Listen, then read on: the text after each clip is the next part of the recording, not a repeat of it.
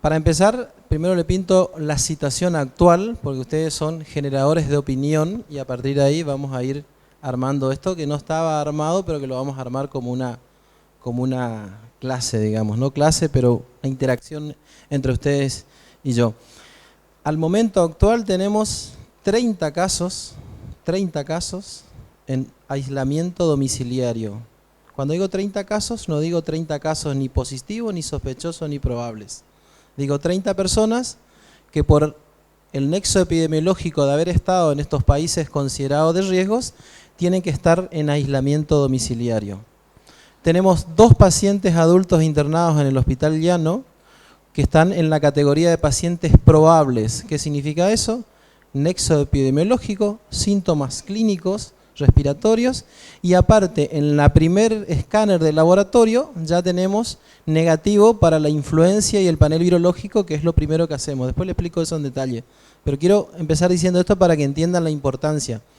Tenemos una niña de 10 años internada en el hospital pediátrico, también como un caso probable, y tenemos en aislamiento domiciliario en el interior 4 casos probables. ¿Por qué empiezo diciendo esto?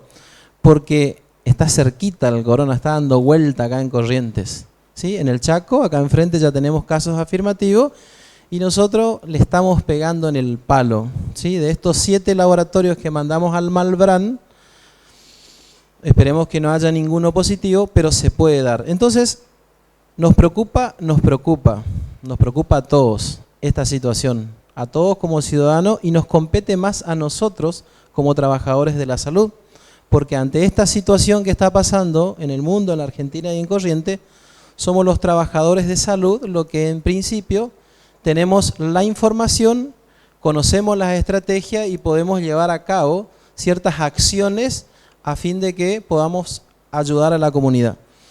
Bajo este concepto, desde el Ministerio de Salud Pública, ya hace varias semanas, se ha convocado un grupo de personas para poder llevar adelante un plan de contingencia ante esta crisis. Entonces, se organizó un comité de crisis y el comité de crisis estableció que tiene que haber un plan de contingencia y tiene que haber coordinadores. O sea que mi función ahí es la de coordinar nomás, pero detrás mío hay muchos actores, trabajadores de la salud, y es importante remarcar que están trabajando.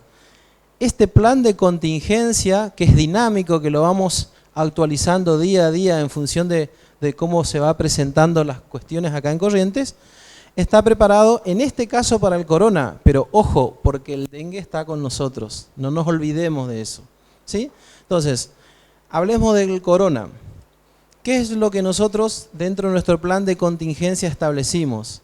Y lo dividimos en 2 grupos nuestras acciones, en aquellas que son acciones para la sociedad como mecanismos de prevención y de información y de comunicación. No es lo mismo informar que comunicar. Y dividimos aquellas acciones para aquellas personas que en un punto requieren ya de una acción más profesional, médica, enfermería, lo que fuera, o una institución. ¿Me siguen hasta ahí? Entonces, dentro de la primera línea de acción, que es llegar a la sociedad, como en todos lados, hay muchas medidas que se tomaron. Una de ellas, como en todas las provincias, es habilitar esos números de teléfonos que andan dando vuelta, para que esos sean números de teléfonos donde la ciudadanía consulte en forma espontánea. Y que detrás de ese teléfono haya alguien preparado para poder responder adecuadamente a lo que se pregunta y poder guiar adecuadamente. ¿Sí? Como esto nos tomó así de golpe, lo primero que hicimos, por ahí ustedes no saben, pero les comento, el Ministerio de Salud Pública de la provincia tiene un call center, ¿sí?, que funciona en este momento para todas las redes de derivación de la provincia. ¿Qué significa eso? Que si hay un paciente en Bellavista que tiene que ser derivado a Corrientes, lo primero que tiene que hacer es hablar al call center, y es el call center el que se encarga de organizar esa derivación. Entonces, como estos son cuestiones de la estrategia que teníamos a mano era usar la misma red de derivación, este mismo call, para poder dar esos teléfonos, ¿sí? Como estrategia, perfecto. ¿Qué nos pasa? ¿Qué nos pasó?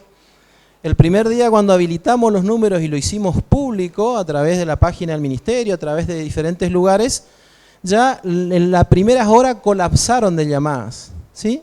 Y en este momento, si ustedes hacen la prueba y llaman, probablemente que a vos te atiendan, a vos no, a vos te dejen en espera. ¿Por qué? Porque colapsó el número de llamados. De hecho, anoche a última hora habilitamos 2 números más, 2 teléfonos más. Esa es la realidad. ¿En qué consiste? Y la gente llama, ¿sí? Y la gente llama y el llamado es desde donde se imagine. Recién veníamos de estar con el gobernador y nos reíamos porque antes la gente llamaba para contar la experiencia de que, bueno, mire, yo tengo tos, me duele la garganta, tengo fiebre, estuve por el Chaco, caso hipotético. Ahora te llama y te dice, le llamo para informar que mi vecino, ¿sí?, vino de Europa y no está abajo, ¿entienden? Esa es la realidad, y en esa realidad que yo le estoy contando, nosotros tenemos que guiar adecuadamente. Ahí juegan un rol fundamental los estudiantes de medicina que están acá, y los médicos. ¿Por qué juegan un rol fundamental los estudiantes de medicina? Les voy a explicar por qué. Y esto es lo bueno de colaborar en situaciones de crisis entre todos los estamentos.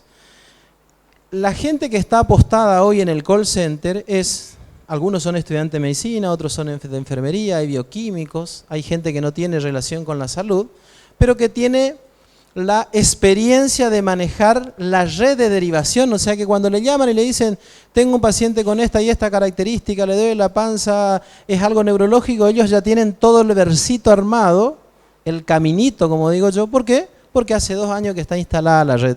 Yo en lo personal soy el encargado de la red de todos los servicios de emergencia de la provincia. Entonces, cuando me llaman por un caso, el chico que está sabe qué le voy a decir según la hora, dónde tiene que llamar, o sea, tiene claro el camino. Pero esto es nuevo y las preguntas son variadas y ellos no están preparados 100% para responder las consultas. ¿Se entiende eso? Entonces, con Patricia, con Omar, con toda la gente de la facultad, en una manera de colaboración, dijimos, a ver, cómo la Facultad de Medicina, porque esto nos toca, nos llega, esto tiene que ver con la salud, puede colaborar. Entonces, nos ocurrió como un plan estratégico, entre otras cosas, que esas preguntas que hace la sociedad a estos chicos, los hagan a estudiantes de medicina de los años avanzados. Previa charla con los estudiantes para que sepan cómo vamos a manejar la información.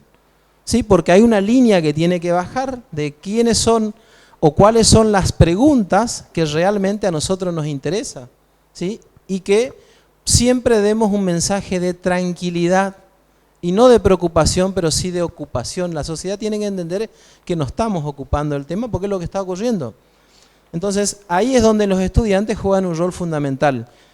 Seguramente de esta reunión tiene que salir un cronograma de actividad en el cual a ese call center, que es un espacio que está frente al ministerio, donde tienen un aire acondicionado, donde hay un televisor, donde hay comodidades que la vamos a ir mejorando en la medida de la necesidad, tiene que estar el chico de la red de derivaciones que habitualmente hace su trabajo.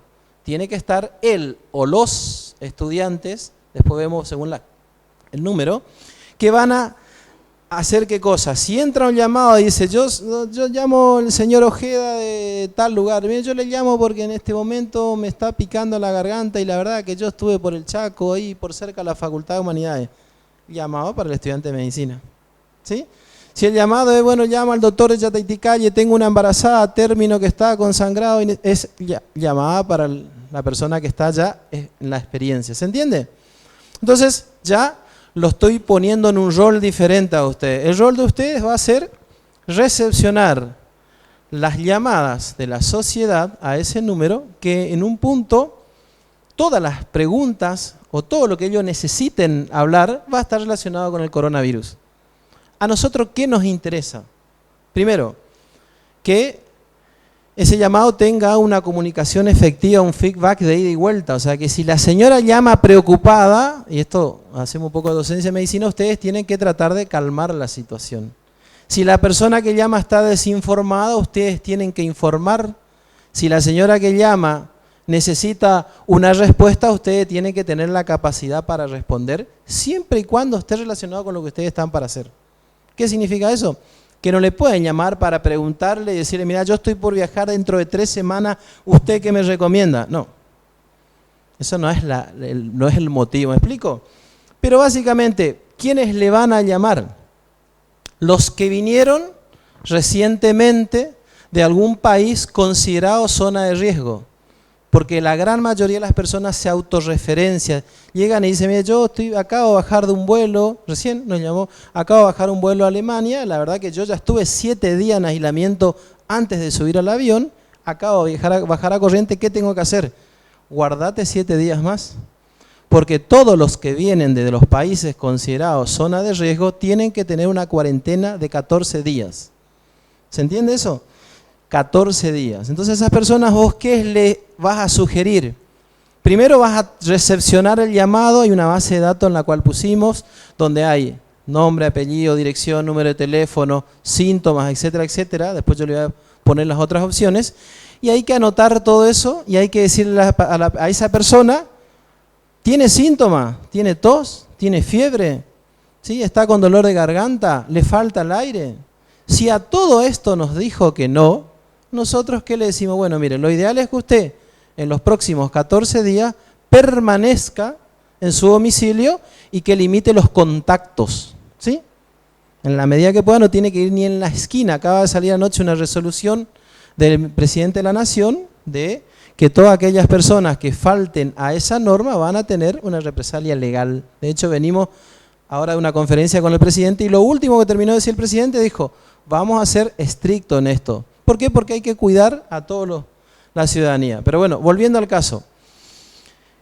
No termina ahí la cuestión. ¿Por qué? Porque a esa persona que llama y ustedes anotan y dejan sentado el llamado, tenemos el grupo de epidemiología de la provincia que a las 48 horas le vuelve a llamar. ¿Qué tal? Buen día. Usted, doña Rosa, si usted llamó hace 2 días porque usted vino a Alemania. Sí, bueno, ¿cómo está? ¿Está igual? ¿Está mejor? ¿Apareció algún síntoma? Porque como estrategia para nosotros es fundamental detectar al paciente que vino a una zona de riesgo cuando aparecen los síntomas. Porque ahí se duplican las medidas de aislamiento. ¿Se entiende? Y porque pasa a otra categoría. ¿Se entiende eso? Ahora, ¿qué otro llamado pueden recibir? La misma doña Rosa que acaba de venir a Alemania y que le dice, mire, tengo tos, catarro, fiebre. ¿Sí? Automáticamente eso se va a referenciar al comité de epidemiología, que ellos van a tomar las medidas para que rápidamente nosotros podamos ir al domicilio. Hay todo un grupo de colegas médicos en este momento que están recorriendo los domicilios asegurándose que estas 30 personas que yo le hablaba estén en aislamiento, lo estén cumpliendo y si aparecen o no síntomas. ¿Me siguen hasta ahí? Después, eso es lo más importante. Después, ¿qué otro llamado van a recibir? Aquel que quiere información nomás. Mire, yo quiero saber si mi hija tiene un cuadro viral, ¿dónde lo llevo? ¿Al hospital? ¿A su médico de cabecera? No, pero yo me enteré que si tenía tos y podía hacer corona, tiene que ir al llano. No, al hospital o a su médico de cabecera. Después le explico por qué. Porque en esa otra instancia del plan de contingencia están todas aquellas personas que en este momento están en sus casas, que no llaman al teléfono o no saben que existe el teléfono y que tienen tos, catarro, le falta el aire, ¿sí? Esa es la gran mayoría de las consultas en este momento, porque ustedes saben que en este momento en nuestra sociedad, por el clima que tenemos, el adenovirus, todo el panel virológico que ustedes conocen, está de moda, digamos. Entonces hay muchísimas consultas en este momento con componente respiratorio. Si a todas esas consultas nosotros le vamos a dar la categoría de que puede ser un corona, colapsamos, así como colapsaron los teléfonos.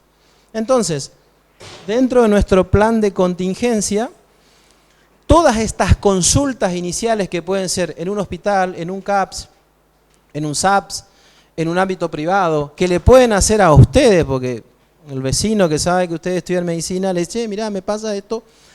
Todos, en cada uno de los hospitales, estamos poniendo consultorios, ¿sí?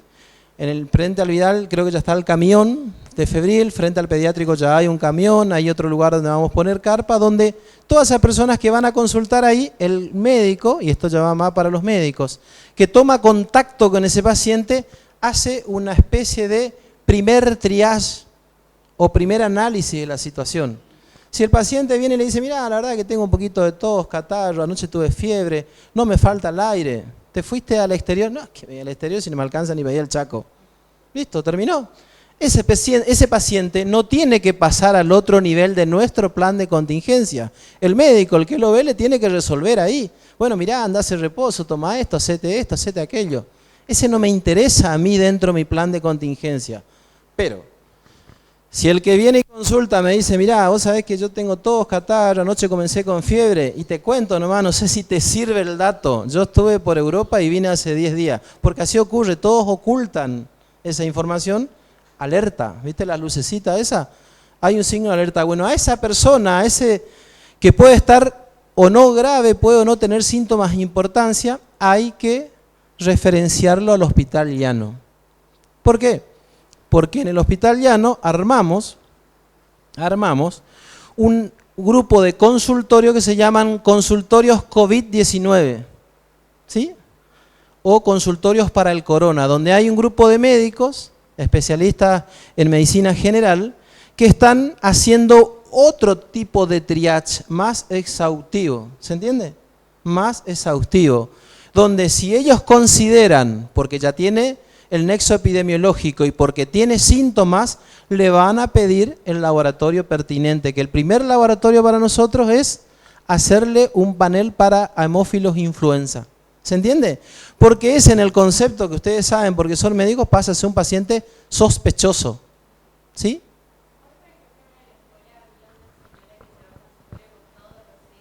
Sí.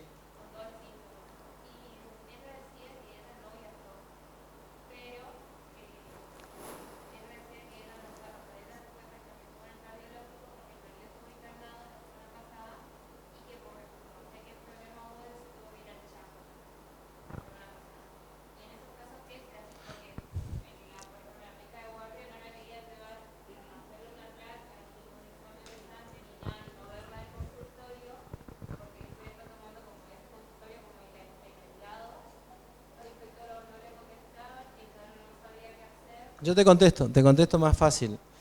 Si todas las personas que llegan a Corriente con síntomas respiratorios nos dicen que estuvieron en el Chaco como que estuvieron en Alemania, estamos llenos de probables o de pacientes que pueden ser sospechosos de corona. En esos casos se usa el concepto de contacto directo o de contacto estrecho. Hay muchos llamados. Cuando pasó lo del Chaco, colapsó. ¿Por qué? Porque esta chica, la estudiante de Humanidades, sí, Florencia, estuvo por Corriente, anduvo dando vuelta. Entonces cada uno que le saludó desde lejos, ya, pará que yo estuve en contacto. No, pará. Cuando uno dice estuvo en contacto, hay que definir cuáles son las características que establecen que esto es un contacto. Cuando uno habla de Alemania, habla de ahora Estados Unidos, habla de España, habla de Italia, hay una determinada incidencia de la enfermedad en la sociedad. ¿Sí? Hay una determinada concentración del virus en la sociedad. No es lo que nos está pasando acá. Aún así, yo no me estoy yendo al Chaco. ¿Se entiende? Pero ¿qué te quiero decir con eso? No tomemos eso como un elemento como para decir ya al corona. Ahora, si esa misma señora te dice, mira, vos sabés que yo estuve en el Chaco y casualmente, como lo conozco a la chica esta, yo unos días antes de que tenga con los síntomas, yo estuve hablando con ella. Es un contacto estrecho, hay una relación directa, ese de cajón. Déjame que siga con el cuentito. A esa paciente no se la aísla, esa paciente va al hospital llano. No va a ser responsabilidad tuya, no es tu responsabilidad en la escuela o donde estén haciendo, seguir con el cuentito. Ni tampoco lo tienen que aislar. Ahí hay una ambulancia, si la condición clínica así lo amerita. Consejo, siempre tiene que ser, si ustedes que piensan que es un paciente sospechoso, que vaya en ambulancia, porque si no, ¿qué va a hacer? Va a ir en un remis o va a ir en un colectivo y vamos a alterar el circuito de las medidas. Hay una, ¿cómo es? Una ambulancia del 107 que está ya con todas las medidas de aislamiento de la ambulancia y de todo lo que van a estar dentro de la ambulancia, se le pone un barbijo, como dice la compañera, se le sube a la ambulancia y al hospital llano. ¿Qué va a pasar en el hospital llano? Lo van a recibir otros colegas. Y si es como estamos hablando, que tiene el nexo epidemiológico porque estuvo a algún lado, por más que esté bien clínicamente, cuando digo bien clínicamente digo no tiene necesidad de internación, se le va a tomar la muestra. ¿Y qué se le va a sugerir? Que vuelva a la casa, pero con todas las medidas de aislamiento. ¿Se entiende eso? Ahora, el mismo ejemplo. tiene el nexo epidemiológico, tiene clínica y la clínica indica que tiene que estar internado porque le falta el aire, porque desatura, porque está hipotensa, porque está taquipneica, los criterios habituales que tomamos para internar a un paciente, ¿se interna en el hospital? Ya no. En este momento tenemos 2 chicas internadas. ¿Por qué? Tenían el nexo epidemiológico porque estuvieron en contacto con la Facultad de Humanidades, directo con las chicas porque eran compañeras. Síntomas, falta de aire y aparte era asmática, un factor de comorbilidad, se internó. ¿Se entiende hasta ahí? Ahora, ¿y a esa persona qué se le hace? Se le vuelve a hacer laboratorio. Si en el laboratorio que hacemos acá en Corrientes nos da positivo para moxiloinfluenza, sale de nuestro algoritmo, porque es un hemófilo común de los que tenemos acá. El problema es cuando nos da negativo, porque ahí como que pasamos un estadio más de la posibilidad de que sea un corona. ¿Se entiende? Ni siquiera un corona. Pasa a ser un probable en ese caso, dentro de los conceptos que estamos manejando y que ustedes, como trabajadores de la salud, médico y futuro médico, tienen que conocer mejor que nadie. Entonces, ese paciente está internado a la espera de la muestra que va al Malbrán. Y les cuento para que sepan, cuando va al Malbrán no le hacen un laboratorio para decir tenés COVID positivo o no. Le hacen un estudio que se llama pancoronavirus, que estudia 4 tipos de pancoronas. Ninguno de esos 4 es el COVID todavía. Si esos 4 dan negativo, ya estamos cada vez más cerca, al caer la muestra va a Atlanta, Estados Unidos. Ahí recién nos van a informar si es un COVID positivo o no. ¿Entienden el cuentito, el paso?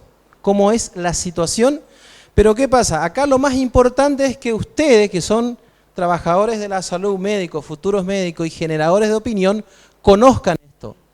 Este caso que yo les nombré, que ya estamos llegando a Malbrán, no va a ser el caso que van a ver ustedes habitualmente, ni el que va a ocurrir habitualmente en nuestra sociedad. Lo que nosotros tenemos que hacer en nuestra función de prevenir e informar es a estas personas que llaman al teléfono, ¿sí?, poder guiarlas e informarles y comunicarlas adecuadamente y tranquilizarlas, ¿sí?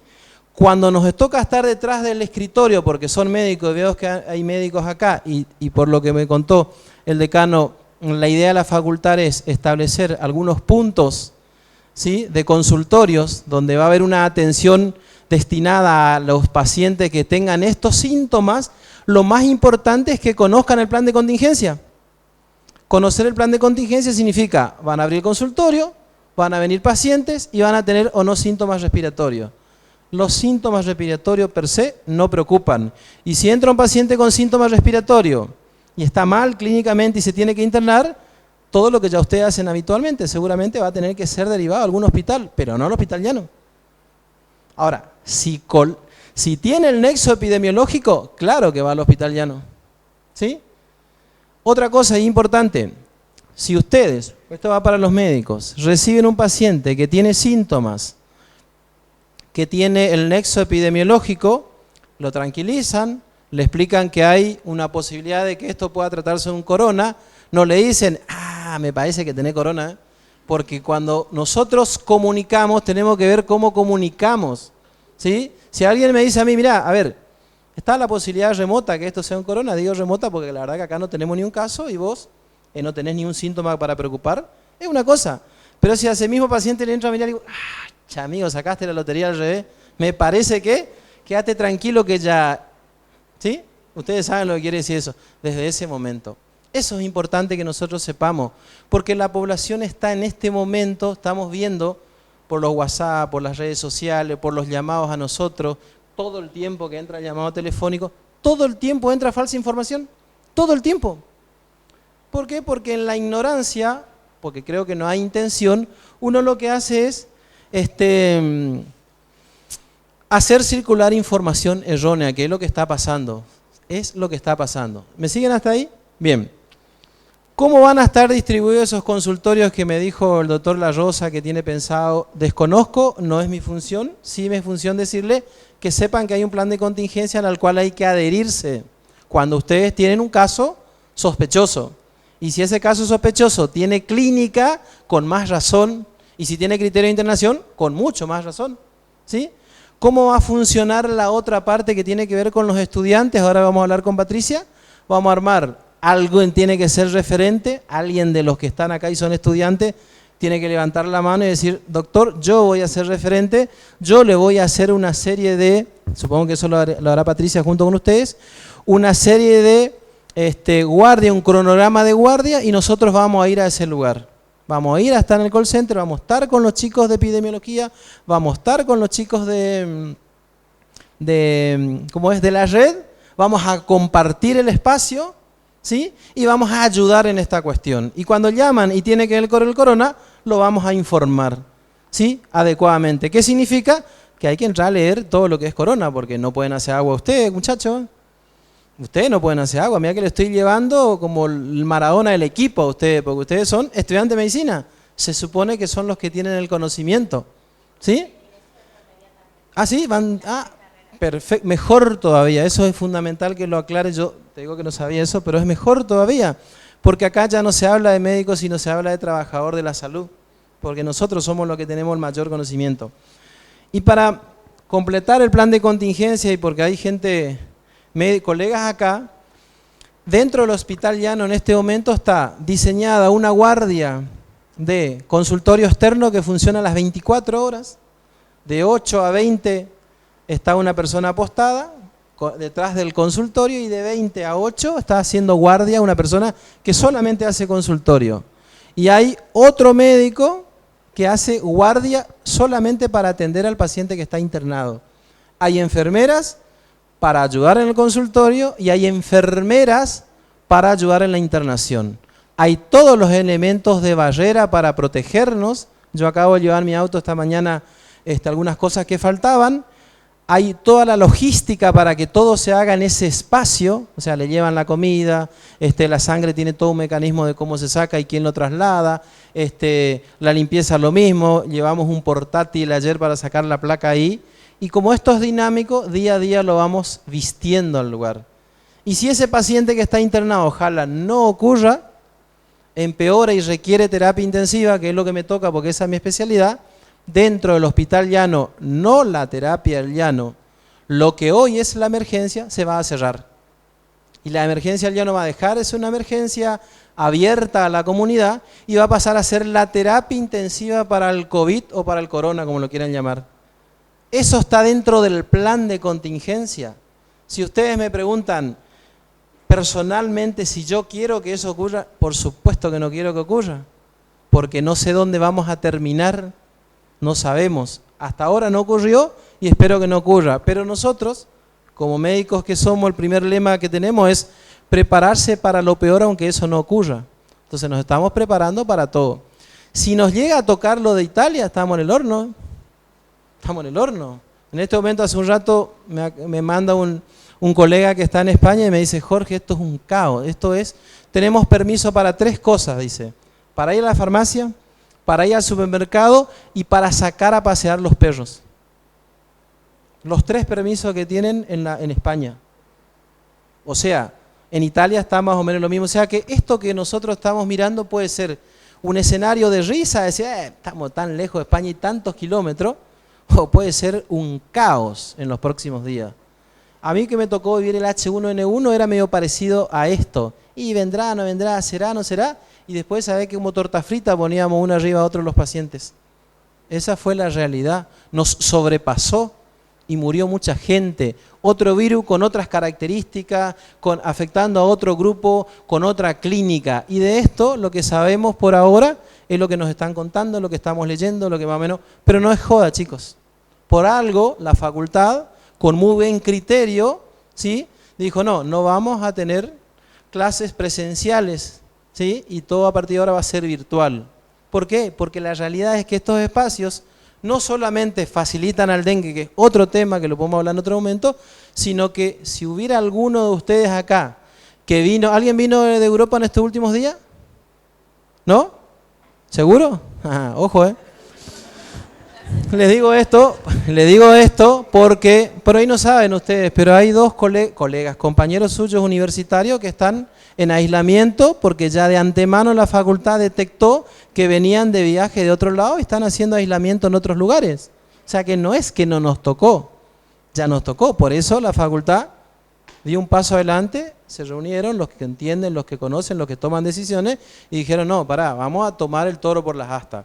Y por suerte, no por suerte, siempre ocurre que la facultad puso a disposición, que fue una idea que surgió en el comité, de poder usar el recurso humano del estudiante de medicina que está terminando, que tiene concepto, para que nos ayude. Y esto es enriquecedor para ustedes. Y le puedo decir que es así. En cada crisis siempre hay una oportunidad. El saber está siempre en el lugar donde menos los esperan. ¿Sí? Ustedes van a tocar la realidad médica más de cerca y la realidad que no le podemos enseñar la facultad, que es la del contacto con la sociedad. Los que hagan esta tarea, que dicen, pero este tipo habla por teléfono, responde, te da una idea de lo que van a aprender. ¿Se entiende? Y a los médicos que están presentes, que yo desconozco cómo van a armar esa estructura de consultorios, les hago una invitación primero. En este momento, todo aquel que levante la mano y diga, mire, yo quiero hacer guardias o quiero hacer consultorios en el equipo de Corona del Hospital Vidal, Hospital Llano, son más que bienvenidos. Más allá de que tenemos la cantidad de médicos necesarias, no sabemos cuándo va a durar esto. Puede que dure 2 meses, 3 meses. Entonces es importante el recurso humano. Y es importante el recurso humano que espontáneamente dice, yo quiero colaborar. Porque la verdad que eso es lo que nos está faltando. Todo se esconde ante el corona, ¿sí? La sociedad se asusta y los médicos se esconden. Los dos peores escenarios. La sociedad no se tiene que asustar, se tiene que informar, y lo más grave es que el médico se esconda.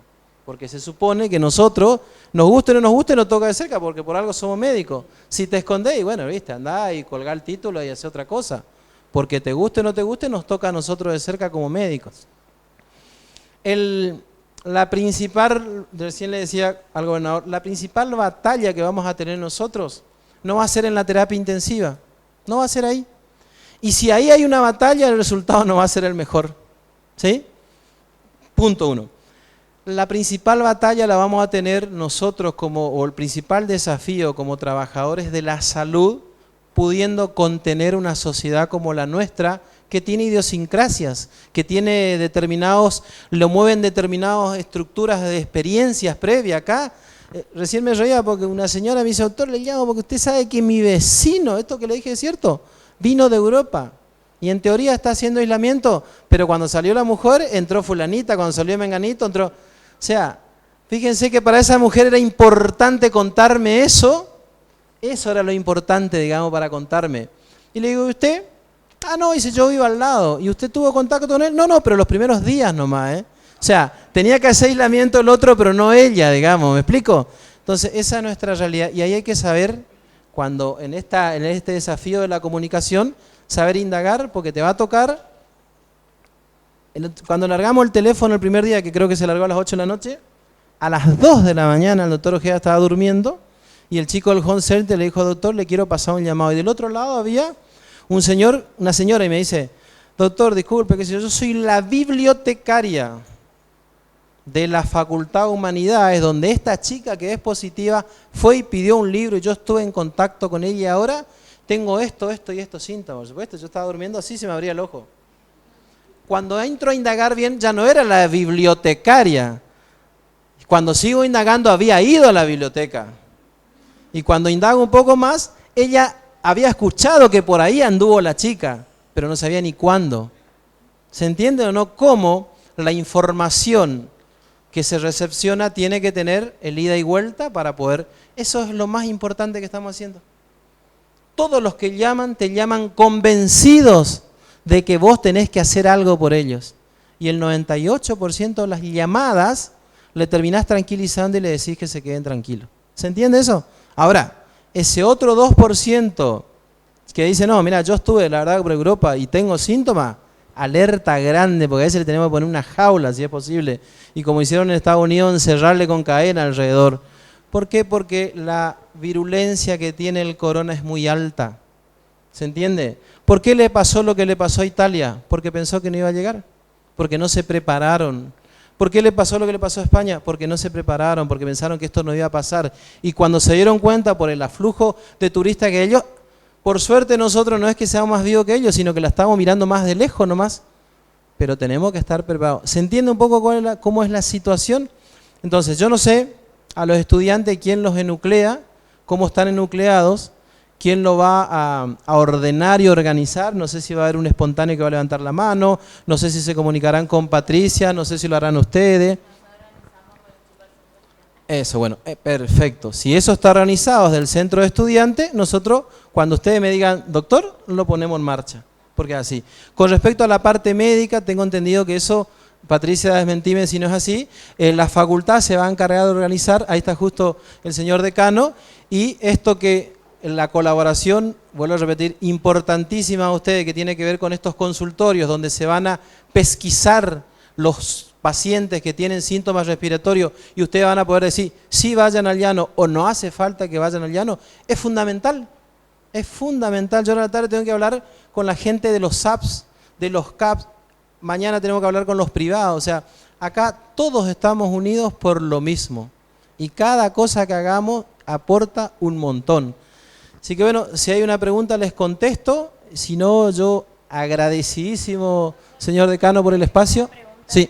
Para que quede claro, por ejemplo, si el paciente, si la persona llama y tiene todo esto, se avisa que, porque lo último que hablamos ayer con el doctor Andino es que estaban tomando de estos pacientes que no llegaban la muestra en domicilio, por ejemplo. ¿Eso es así y cómo se articula esa parte? Bueno, está bien la pregunta, porque eso ya tiene que ver con el dinamismo y la funcionalidad que le estamos dando a toda esta ingeniería. En este momento, como no son muchos los llamados que cumplen el criterio de sospechoso, o sea, que estuvieron en algún lugar y aparte tiene algún síntoma, como no hay muchos, tratamos como estrategia, porque tenemos un grupo, de que vayan a las casas para evitar que esa persona vaya saludando a los vecinos, besito por acá, de la mano por acá, hasta que llegue al laboratorio. Entonces la medida es, hay un grupo de gente que va a la casa y toma la muestra. El que ya se considera, y eso lo pueden también detectar desde el llamado telefónico, que tiene síntomas, tiene el nexo epidemiológico, ¿sí? Y aparte tiene síntomas que aquejan una consulta inmediata, tienen que ir directamente al hospital llano. Y en el hospital llano se les toma la muestra ahí. Tomar la muestra es todo un tema, yo estoy resumiendo una cantidad de cosas, pero la importancia que tiene la muestra es fundamental. Y fíjense lo que está pasando y es importante que les explique porque ustedes entienden. Los primeros 7 casos que tomamos la muestra y que le hicimos a influenza, todos nos dieron negativo para influenza. Uno que hubiera querido que todos nos den positivo para influenza, porque entonces eran una influenza más y salían de nuestro algoritmo. Todos nos dieron negativo, pasaron a ser casos probables al Malbrán. Entonces nos reunimos y dijimos, pará, acá en Corrientes el resfrío, la gripe es común en esta época, hagámosle un panel virológico. Sincicial respiratorio, rinofaringe, todo lo que ustedes saben. Nos dieron todo negativo. Nos dieron todo negativo. Entonces la realidad es que está viendo en estos pacientes que todos tienen el nexo epidemiológico una particularidad. En el H1N1 me acuerdo que de cada 10 que mandábamos, 9 tenían al comienzo panel virológico positivo para otro virus. Estos que estamos estudiando no tienen panel positivo para nada, no hay otro virus. Entonces eso nos preocupa, porque en un escenario catastrófico, si estos se transforman en casos afirmativos, la cosa no viene bien. ¿Se entiende lo que les quiero decir? Pero bueno, en principio lo que se está haciendo es eso, estamos mandando a la casa. Hay chiquitos pediátricos que empezaron en el colegio, que estuvieron, bueno, a eso tratamos de mandar a la casa a la gente encargada de la toma de muestra. Porque por ahí, tanto para los SAP como para el consultorio de medicina familiar, en el caso de que, bueno, por un lado puedan venir los pacientes, en ese caso se llama el número ahora para que, o directamente se manda al llano con barbijo. Digo, porque en un momento la ambulancia puede llegar a colapsar. Es importante, chicos, esto. En medicina lo que no se registra pierde valor al otro día. En esto es lo que yo hablaba de la gran oportunidad que tenemos como estudiantes de medicina y como médicos de poder ser ricos en información. Entonces, una cosa no quita la otra. Todo paciente que vaya al consultorio de medicina familiar, que reúna el criterio, hay que denunciarlo a estos números. Porque ustedes del consultorio pueden decir, bueno, mire, la verdad que usted tiene síntomas, tuvo el nexo epidemiológico, pero como está muy bien, vaya a la casa y tome todas estas medidas. Hay un spot que anda dando vuelta y que les voy a pasar de cómo hay que aislar o cómo se tiene que aislar el paciente. Pero si hicimos eso nomás, nos quedamos a mitad de camino.